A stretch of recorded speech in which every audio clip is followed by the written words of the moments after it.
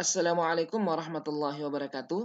Bertemu lagi dengan saya Asmar Ahmad di channel Gurumed.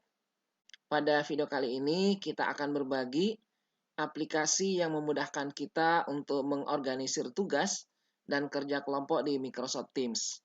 Aplikasi ini adalah Text by Planner and To Do.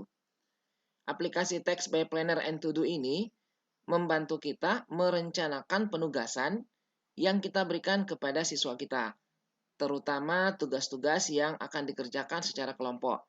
Misalnya kita berikan tugas proyek untuk mengerjakan produk tertentu atau membuat laporan tertentu, sehingga nanti kita akan mudah untuk mengecek progres dari hasil pekerjaan setiap kelompok tersebut. Nah, bagaimana caranya kita menambahkan aplikasi ini di Teams dan bagaimana cara menggunakannya? Mari kita lihat bersama. Oke, di sini saya sudah membuka Microsoft Teams. Saya akan memilih salah satu kelas yang akan kita tambahkan aplikasi Text by Planner and To Do. Ini kelas yang saya pilih ya, kelas matematika.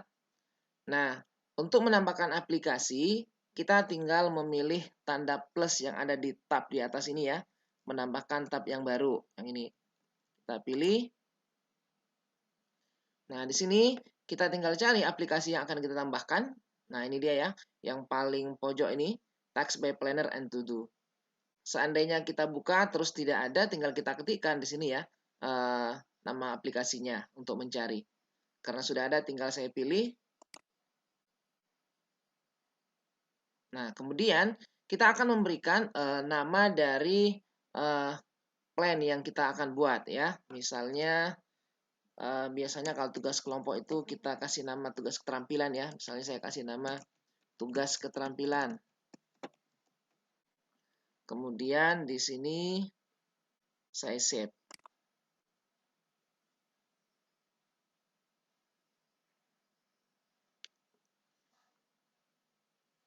Nah, kita lihat di atas ini sudah ada tab yang baru, tugas keterampilan.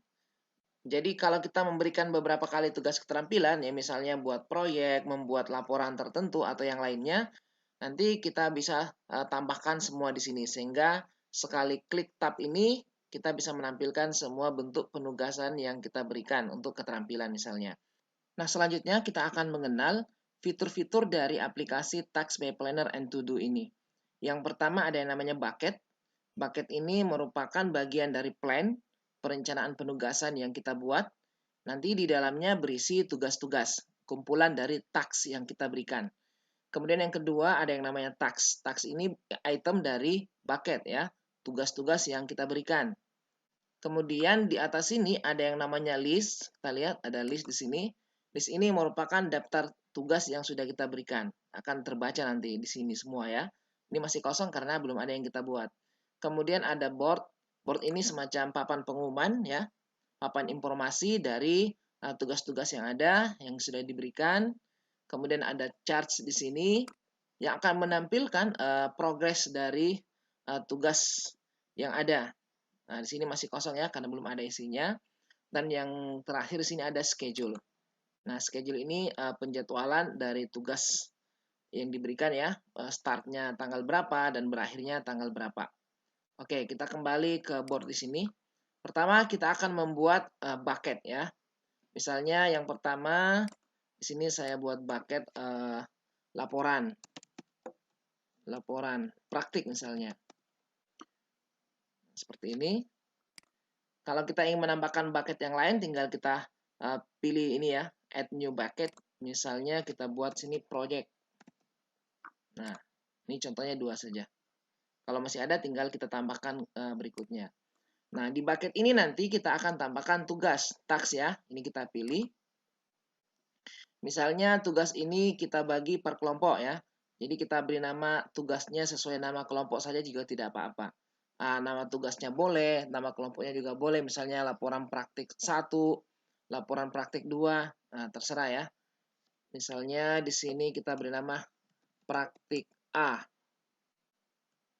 Nah, nanti praktik A ini kita jadwalkan kapan ya. Ini adalah tombol untuk mengatur penjadwalannya ya.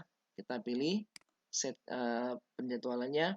Misalnya nanti diberikan tugasnya berakhir di tanggal 26 misalnya. 26 Februari. Kemudian di sini ada kepada siapa kita akan menugaskan praktik A ini. Nah, ini ya, kita pilih.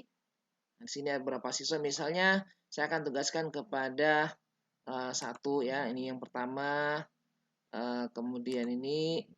Nah, misalnya praktik A ini akan dikerjakan oleh 3 orang. Oke. Kalau sudah, misalnya kita akan buat praktik yang kedua, praktik B, kita tinggal tambahkan add task lagi. Nah, misalnya di sini kita beri nama praktik B. Nah, tanggalnya sampai kapan kita atur sama saja, 26 Februari. Siapa yang akan mengerjakan tugas B atau praktik B, misalnya kita pilih yang ini ya orangnya. Kemudian ini lagi misalnya 3 orang juga misalnya ya. Lalu kita pilih add task lagi. Nah, kita lihat di sini sudah ada dua kelompok yang kita berikan tugas masing-masing ya dengan praktik A atau praktik B. Ini kita bisa tukar urutannya ya, seperti ini tinggal kita angkat A dan B. Oke. Hal yang sama kalau misalnya proyek kita mau tambahkan, kita tinggal pilih di sini ya. Jadi add task di sini, taruhlah misalnya proyek membuat apa ya? Membuat sabun misalnya ya. Untuk mata pelajaran prakarya misalnya. Tanggalnya sampai kapan? Misalnya tanggal 27 ya. Kepada siapa yang ditugaskan? Kita tinggal pilih orang-orang yang akan ditugaskan mengerjakan ini. Misalnya seperti ini. Nah, oke. Kalau masih ada kelompok yang lain, tinggal tambahkan task lagi. Seperti itu cara kita membuat bucket dan membuat task ya. Kemudian kita bisa melakukan pengaturan terhadap penugasan yang kita berikan atau task yang kita berikan ya. Caranya tinggal kita pilih ya, misalnya ini praktik A, tinggal kita klik saja di sini. Nah, di sini akan muncul satu kotak untuk melakukan pengaturan. Di sini kita bisa beri label ya, ini add label, tinggal kita klik. Misalnya kita beri label merah ya. Nah, di sini nanti akan tampil warna merah di labelnya. Kemudian di sini ada progresnya. Ya, di sini tercatat belum dimulai ya, belum dimulai. Di sini ada pilihan 3 ya, belum dimulai, sementara berjalan atau sudah selesai. Nah, ini misalnya belum dimulai ya. Kemudian di sini ada priority. Priority ini ada 4 pilihannya ya. Ada yang urgent, yang sangat mendesak. Kalau misalnya tugas yang kita berikan itu sangat mendesak untuk diselesaikan, ya kita tandai urgent. Ataukah merupakan tugas yang penting, ya kita tandai yang ini ya.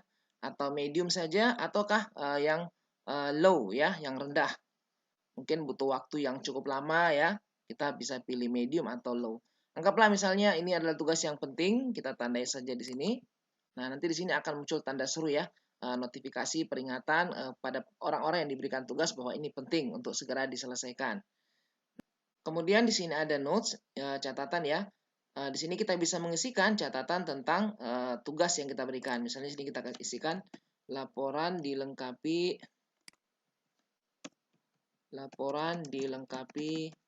dengan foto dokumentasi kegiatan misalnya ya. Nah, di sini ada kotak yang perlu dicentang ya. Apakah kita ingin menampilkan catatan ini di kartu tugas ini ya? Di card ini merupakan kartu-kartu tugas ini ya. Praktik A, praktik B. Kalau ini kita centang, nanti akan muncul di sini notes-nya ya. Seperti ini, laporan dilengkapi dengan foto kegiatan misalnya. Kemudian di sini ada checklist. Checklist ini kita bisa isikan dengan daftar item yang harus dikerjakan, diselesaikan ya.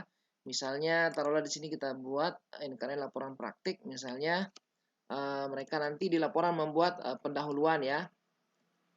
Pendahuluan isinya latar belakang misalnya ya.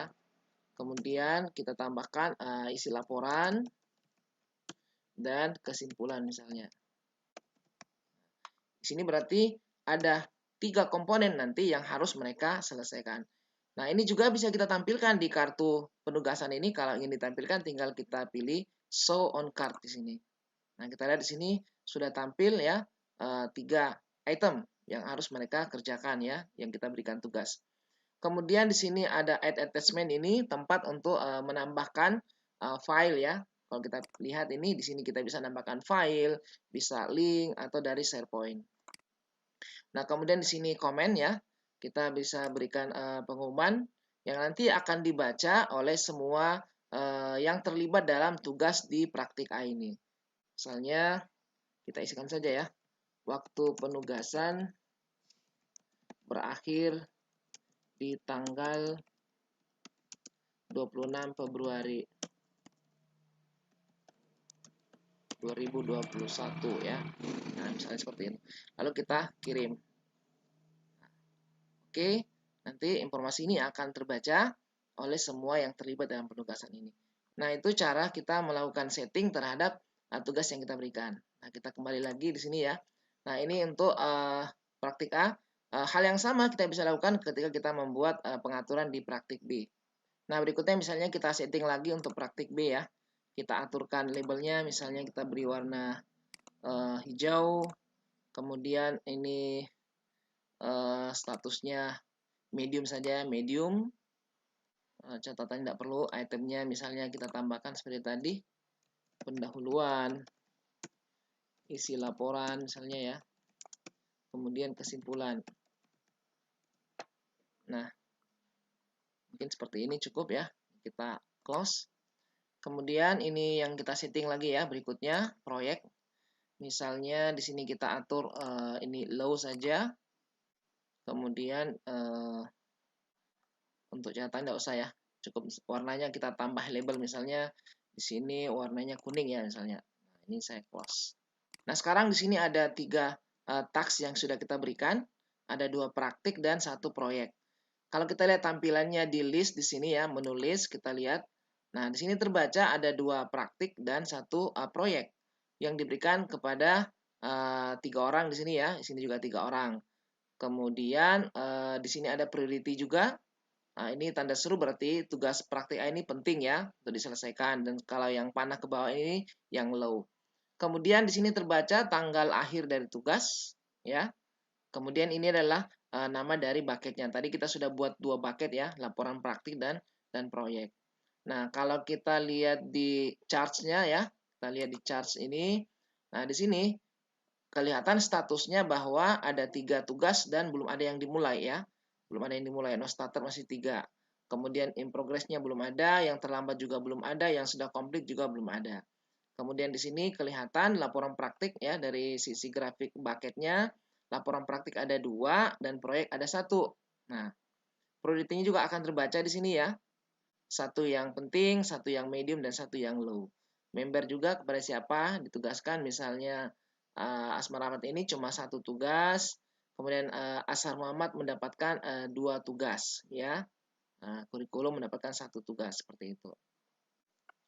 Oke, kalau di schedule, menu schedule kita lihat, nah akan terbaca di sini kapan tugas itu berakhir. Nah, kita lihat ya, di sini tanggal 26 ada 2 di sini, ada 2 ya. Kalau kita klik, praktik A dan praktik B itu berakhir di tanggal 26. Kemudian proyek berakhir di tanggal 27. Nah, kita lihat ya, fitur-fitur ini sangat membantu kita untuk melakukan pengecekan terhadap tugas-tugas kelompok yang kita berikan. Siapa yang tugasnya sudah berjalan sampai mana progresnya, kita bisa lihat di sini. Nah, selanjutnya kita kembali ke board ya. Selanjutnya, task card ini ya, atau kartu tugas ini ya, dari 1 bucket itu bisa kita pindahkan ke bucket yang lainnya. Ya, caranya seperti ini ya. Misalnya di praktek B ini saya akan pindahkan ke bucket proyek. Nah, kita tinggal pilih titik 3 di sini. Nah, kita lihat di sini ada beberapa pilihan ya. Kita bisa mengganti label ya. Misalnya tadi labelnya hijau, kita mau ganti menjadi label yang lain. Ini kita hilangkan dulu hijaunya. Sekarang saya pilih misalnya labelnya berwarna biru ya. Nah, sekarang jadi biru. Misalnya yang lain kita mau menambahkan peserta lain yang akan ditugaskan. Kita bisa tambahkan. Kita pilih assign di sini. Nah, misalnya saya mau nambahkan 1 orang lagi ya. Misalnya ini. Nah, sekarang sini jadi 4. Oke. Kemudian kartu tugas yang ada ini kita bisa gandakan dan kita bisa pindahkan ke bucket yang lainnya. Ya, misalnya contoh praktik B ini akan saya gandakan, lalu saya letakkan di bucket proyek ya. Ini kita pilih saja titik 3. Kemudian di sini ada copy task di sini. Nah, di sini misalnya kita beri nama proyek membuat roti ya misalnya ya. Ini masih prakarya misalnya. Kemudian kita play name-nya masih sama, tugas keterampilan. Bucket name-nya kita ganti dengan proyek. Nah, misalnya yang akan diberikan tugas ini masih orang yang sama, maka ini kita centang. Sehingga nanti 4 orang ini akan masuk ke tugas proyek membuat roti ya. kemudian progresnya kita centang sama ya, dan tanggal berakhirnya sama. Nah, kalau setelah ini kita tinggal pilih copy. Nah, sekarang kita lihat di sini sudah ada proyek membuat roti ya. Semua tercopy nih. Itemnya tercopy, orang-orangnya tercopy, tanggalnya juga di tanggal 26 Februari tercopy. Nah, itu cara kita menggandakan bucket. Atau kita bisa langsung memindahkan bucket tanpa menggandakan ya. Contoh misalnya, proyek membuat sabun ini saya pindahkan ke bucket laporan praktik ya. Tinggal kita pilih tanda 3 titik di sini ya, 3 titik. Kita pilih move task di sini ya. Kita pilih move task. Nah, di sini misalnya saya akan pindahkan ke laporan praktik. Move. Nah, di sini sudah akan tertambah sini. Kita lihat ya. Nah, ini di atas. Sudah tertambah di sini tinggal satu task. Saya kembalikan lagi ke proyek ya. Kita pilih titik 3, kita move lagi, kita pilih proyek. Nah, kita move. Nah, kembali ke sini ya. Seperti tadi ini bisa ditukar-tukar ya. Oke. Kita juga bisa menghapus task yang sudah kita buat. Nah, caranya sama ya, pilih titik 3, di sini kita tinggal delete. Oke. Nah, ini cara melakukan setting pengaturan task yang kita buat dari sisi guru ya. Sekarang kita akan melihat bagaimana tampilannya di siswa ya. Saya akan masuk di browser, membuka Teams peserta yang sudah kita berikan tugas di sini ya. Saya akan buka Teams di browser. Nah, ini saya sudah buka browser ya. Di sini kita lihat di siswa. Di siswa ini akan ada tambahan satu tab baru di sini ya. Sini ada new. Ya, kalau kita pilih ini ada tugas keterampilan. Inilah task yang baru. Dan di sini juga kalau kita lihat activity ada notifikasi di sini ya. Nah, terlihat di sini bahwa ada penugasan yang diberikan kepada orang ini ya. Ada penugasan yaitu praktik A, tugas praktik A. Nah, kalau dilihat ini akan terbaca nih. Tugas praktiknya itu apa? Nah, seperti ini. Jadi kita bisa buka dari notifikasi atau kita juga bisa buka dari tab yang ada di sini ya. Kita klik saja. Nanti akan terbuka. Nah, ini dia yang diberikan tugasnya adalah praktik A. Cuman kalau kita pilih dari tab, menu tab ini ya, maka semua tugas yang diberikan kepada kelompok yang lain pun akan terlihat di sini ya, akan terbaca. Kalau di notifikasi tadi di sini kita hanya melihat tampilan tugas kita langsung ya, seperti ini. Terlihat. Nah, dari notifikasi ini terbaca ya, di sini ada praktik A yang ditugaskan. Di sini prioritinya penting ya, harus segera dikerjakan. Misalnya progresnya kita ubah ya, di sini sementara berjalan. Lalu kemudian misalnya kita tandai di sini sudah dimulai ya, tanggalnya misalnya hari ini ya dikerjakan misalnya. Kemudian kita sudah mengerjakan pendahuluan, anggaplah pendahuluannya sudah dikerja. Kita centang ya, pendahuluan sudah dikerjakan. Oke. Nanti kita contohkan gimana kalau ngirim file. Nah, misalnya seperti ini. Kemudian kita close. Nah, kalau kita close juga terlihat di sini ya, dalam bentuk list. Nah, nanti kita akan lihat tampilannya bagaimana di tampilan guru ya. Tadi yang diberikan tugas ini sudah menandai progresnya, kemudian tanggal startnya mereka sudah bekerja dan sudah menyelesaikan pendahuluan. Ini kita close kembali. Ini kembali ke sisi guru ya, tampilan guru. Nah, kita lihat di tampilan guru ya, untuk praktik A, di sini terbaca dia sudah on progress. Ya, in progress ya. Kemudian di sini sudah mengerjakan satu item dari 3 item. Makanya di sini sudah tidak terbaca lagi ya, item pendahuluan sudah hilang. Kalau kita lihat lebih jauh, kita klik. Nah, kita lihat di sini item pendahuluan sudah dicoret, berarti sudah selesai ya. Nah, kemudian ini dia progresnya sudah terbaca ya, in progress. Mereka sudah bekerja mulai tanggal 2 atau tanggal 19 Februari. Oke, ini saya tutup lagi ya. Nah, sekarang saya kembali ke siswa. Bagaimana kalau siswa sudah menyelesaikan penugasannya? Ini siswa-siswa ya, ke sini ke siswa lagi. Saya kembali. Bisa masuk lewat activity di sini atau juga bisa langsung lewat tugas keterampilan ya. Cuma kalau di sini yang dipilih nanti akan tampak semua ya kelompok yang lain. Misalnya saya kembali ke sini di praktik A. Nah, taruhlah misalnya peserta ini sudah mengerjakan semua penugasannya ya. Jadi isi lapornya sudah selesai, kesimpulannya juga selesai. Kemudian Dan kalau ingin melampirkan file laporannya, kita tinggal pilih add attachment di sini. Misalnya kita upload file ya, pilih file. Nah, di sini upload file dari komputer. Kita cari contoh laporan ya, misalnya ya. Misalnya file PowerPoint misalnya. Nah, ini saja ya. Kita open di sini, kita tunggu lagi di-upload.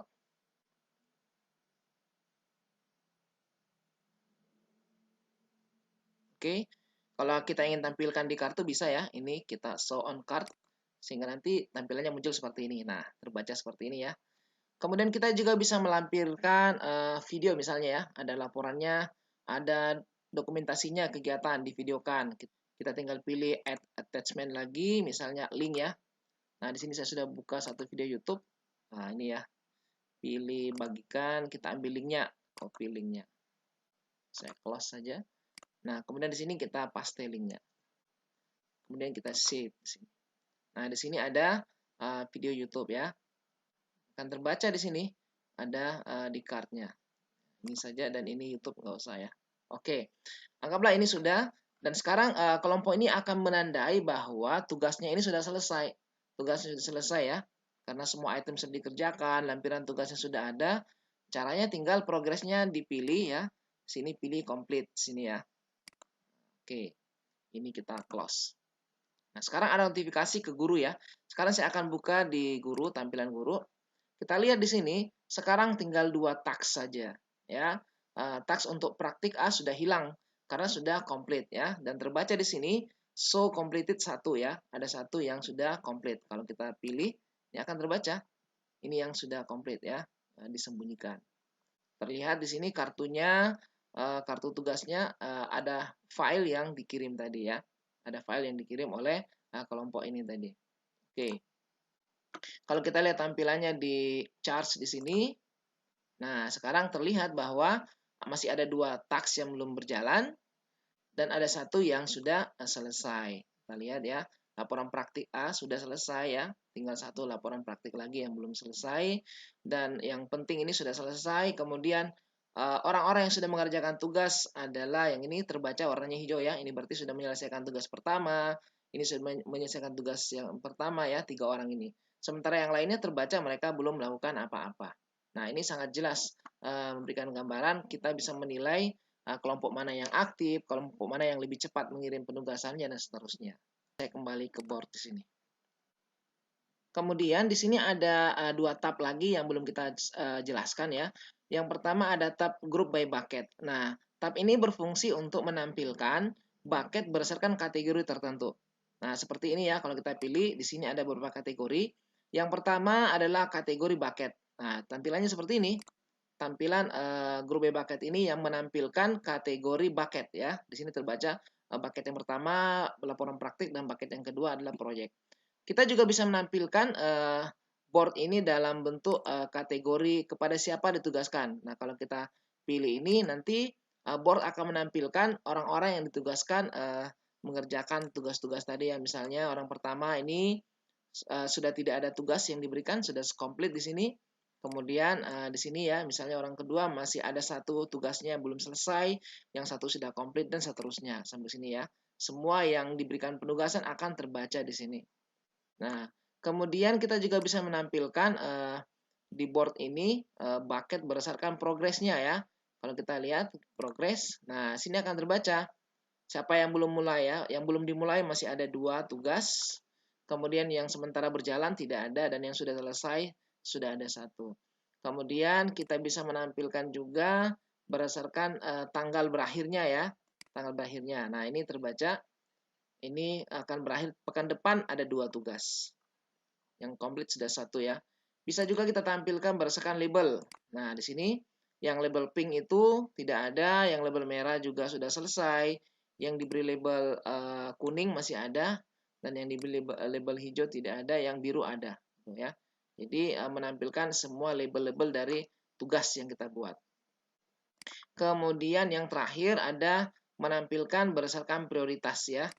Nah, di sini yang sangat mendesak tidak ada, yang penting ada 1 dan sudah selesai, yang medium masih ada 1 dan yang low masih ada 1. Nah, itu kegunaan dari grup ya ini ya. kita bisa menampilkan berdasarkan bucket, berdasarkan siapa yang ditugaskan dan yang lainnya. Kemudian di sini ada filter. Filter ini berfungsi untuk menampilkan di board ya, menampilkan di papan pengumuman ini tags yang ditentukan oleh kategori tertentu. Misalnya sebagai contoh ya, saya akan menampilkan tags untuk kategori orang yang ditugaskan. Misalnya di sini kepada Asmar misalnya ya. Apakah masih ada tags yang ditugaskan kepada Asmar? Kita tinggal pilih. Nah, terlihat di sini sudah selesai. Jadi mudah ya kita mencari kategori tertentu. Misalnya kita akan menandai dua kategori ya. Ini saya hapus. Apakah ada tugas yang harus dikerjakan pekan depan yang kategorinya misalnya low. Jadi dua kategori ya. Pekan depan dan kategori low. Kita lihat. Nah, ternyata ada satu. Oke, seperti itu ya. Ini fungsi dari filter. Jadi kita tinggal menampilkan tags tertentu berdasarkan kategori yang kita inginkan. Oke. Oke, demikianlah ya pengenalan kita dengan fitur aplikasi Task by Planner and To Do. Fitur-fiturnya, kemudian bagaimana menambahkannya dan bagaimana menggunakannya ya, baik di sisi guru maupun di sisi siswa. Oke, semoga video ini bermanfaat untuk kita semua. Jangan lupa dukung terus channel GuruMath, like dan subscribe, dan bagikan video ini kepada yang lainnya. Semoga semakin banyak yang mengambil manfaat dari video ini. Terima kasih. Assalamualaikum warahmatullahi wabarakatuh.